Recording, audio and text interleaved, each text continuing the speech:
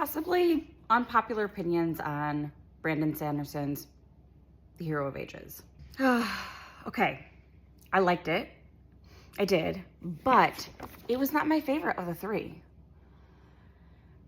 Sorry, guys. My favorite is still, the first book is still The Final Empire. And I think it's just because Vin is my favorite. And I don't know if it's a me thing. I don't know, but I have a hard time with books and endings.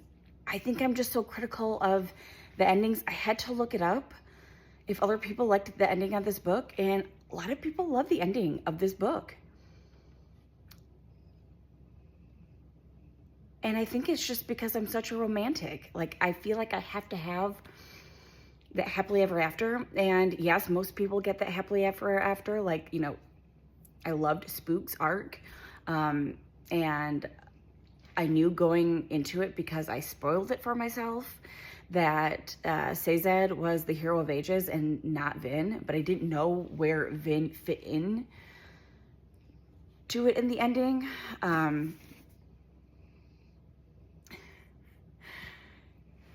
think it's because there was no goodbye really between Vin and Ellen, and I think a lot of people that like, you know, just pure fantasy and not the romantic part of that are totally okay with the ending, because they end up happy in the afterlife, especially with that the very last scene where they end up together with the flowers in the field.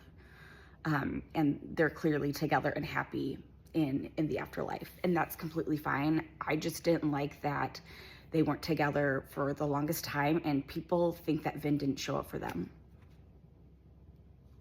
Like, that's just what I'm feeling, is like a lot of people feel like possibly think that Vin deserted them, even though she wasn't. And I think that Ellen knew that she was likely present, but I just had to do some yoga to cope with this. I'm gonna do part 2.